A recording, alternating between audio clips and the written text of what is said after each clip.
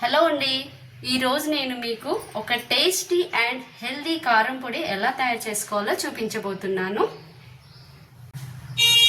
దానికి కావాల్సిన ఇంగ్రీడియంట్స్ ఏంటంటే అవిసె గింజలు ఒక కప్ అండి, తర్వాత 2 టీ స్పూన్స్ జీలకర్ర,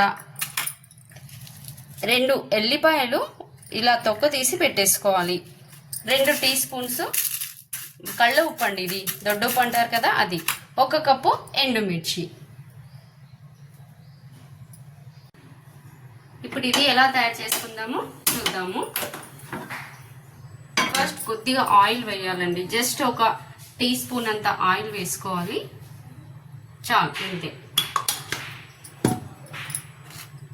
దీంట్లో ఎండుమిరపకాయలు వేసేసి ఆయిల్ కొంచెం వేడవ్వగానే ఎండుమిరపకాయలు వేసేసి ఇలా డ్రై రోస్ట్ లాగా చేసేసుకోవాలి.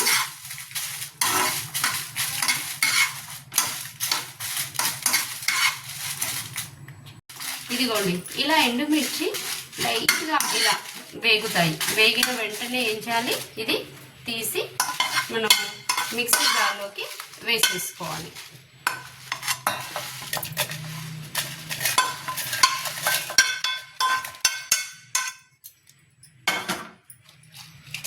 ఇందులోనే మళ్ళీ అవిసె గింజలు వేసుకొని వీటిని కూడా వేయించుకోవాలి.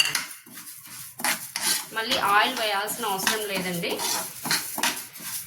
అవిసె గింజలు ఇలాగే వేయించుకోవాలి.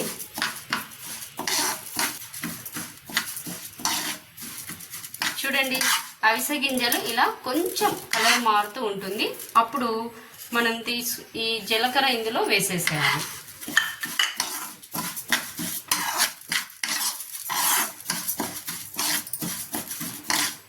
ఈ ప్రాసెస్ అంతా మనము ఈ వేపుడంతా ఎలా చేయాలంటే జస్ట్ మనం సిమ్లో పెట్టి చేయాలండి, స్టవ్ పెద్దగా పెట్టకూడదు. స్టవ్ ఆఫ్ చేసేసుకోవాలి.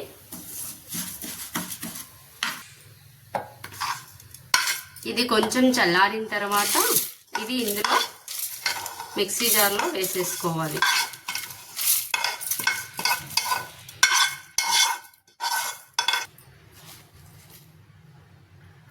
ఇప్పుడు ఇందులోకి ఈ మనం తొక్క తీసి పెట్టుకున్న వెల్లుల్లి వేసుకోవాలి, ఆ తర్వాత సాల్ట్ వేసేసుకోవాలి, 1 చిన్న టీ స్పూను పసుపు వేసుకోవాలి.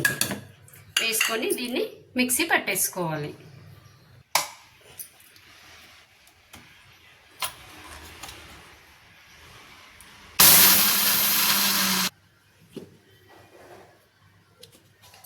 ఇదిగోండి, మిక్సీ పట్టిన కారం పొడి అలా ఉంది చూడండి.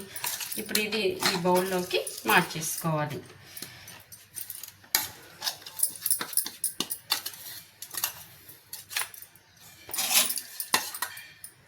ఇది పోపు చేయాల్సిన పని లేదండి, పోపు చేయాల్సిన అవసరం లేదు.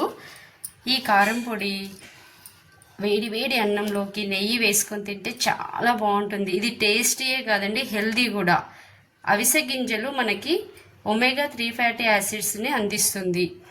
ఈ పొడి కేవలం అన్నంలోకే కాకుండా ఇడ్లీలోకి, దోశలోకి, మనకి చట్నీ లేనప్పుడు దోశ వేసుకొని దోశ పైన ఈ పొడి వేసుకుని ఉల్లిపాయలు సన్నగా తరిగి వేసుకొని తింటే సూపర్గా ఉంటుందండి.